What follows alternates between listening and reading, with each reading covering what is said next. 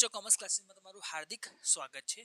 Standard 11 માં એક subject આવે છે બીએ, અને બીએ દરેક ચેપ્ટરમાં મુદ્દાઓ છે. હવે મુદ્દાઓ યાદ કેવી રીતે રહે?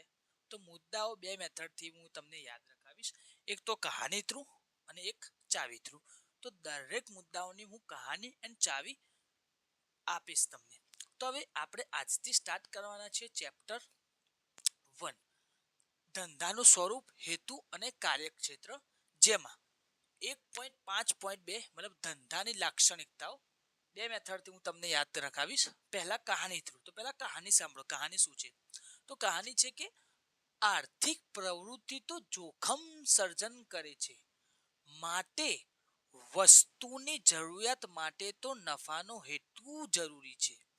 તો હવે જો આર્થિક એટલે આર્થિક પ્રવૃત્તિ, પ્રવૃત્તિ એટલે પ્રવૃત્તિનું સાતત્ય, તો વાક્ય જોડવા માટે જોખમ એટલે જોખમ અને અનિશ્ચિતતા, સર્જન એટલે તૃષ્ટિગુણનું સર્જન કરે છે, માટે તે વાક્ય જોડવા માટે, વસ્તુ એટલે વસ્તુ અને સેવાઓનું વિનિમય ની વાક્ય જોડવા માટે, જરૂરિયાત એટલે જરૂરિયાત નાણાંની જરૂરિયાત માટે તો વાક્ય જોડવા માટે, નફાનો હેતુ એટલે નફાનો હેતુ જરૂરી છે તે વાક્ય જોડવા માટે. ઓકે.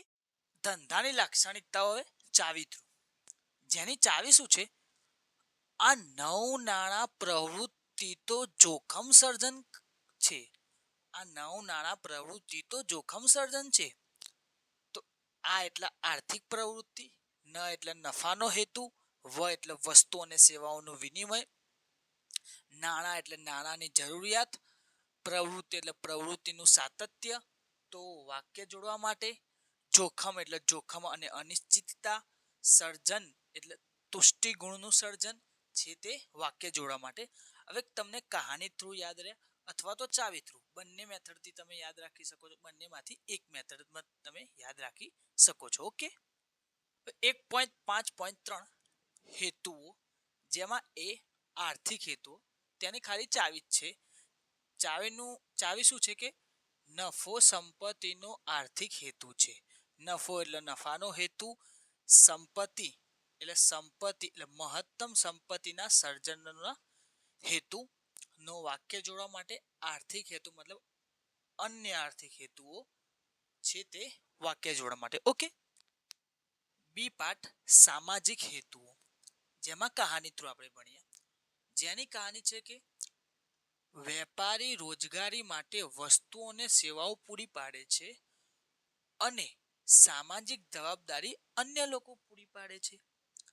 વેપારી એટલે કે વાજબી વેપારી રીત રસમો અનુસરવાનો હેતુ, રોજગારી એટલે કે રોજગારીની તકો પૂરી પાડવાનો હેતુ, વસ્તુ અને સેવાઓ પૂરી એટલે કે ગુણવત્તાવાળી વસ્તુઓ અને સેવાઓ પૂરી પાડવાનો હેતુ, સામાજિક જવાબદારી એટલે કે સામાજિક જવાબદારીનો હેતુ, અન્ય એટલે અન્ય હેતુઓ અને વાક્ય જોડવા માટે છે, માટે વાક્ય જોડવા માટે છે, અન્ય એટલે અન્ય હેતુઓ લોકો પૂરી પાડે છે, મતલબ તે વાક્ય જોડવા માટે છે. ઓકે. સામાજિક હેતુઓ ચાવી થ્રુ, જેની ચાવી છે કે અવાજ તો રોજનો ગુણ છે. અ એટલે અન્ય હેતુઓ, વા એટલે વાજબી વેપારી રીત રસમો અનુસરવાનો હેતુ, જ એટલે કે સામાજિક જવાબદારીનો હેતુ, તો વાક્ય જોડવા માટે, રોજ એટલે રોજગારીની તકો પૂરી પાડવાનો હેતુ, નો તે વાક્ય જોડવા માટે છે, ગુણ એટલે ગુણવત્તાવાળી વસ્તુ અને સેવાઓ પૂરી પાડવાનો હેતુ છે તે વાક્ય જોડવા માટે. ઓકે.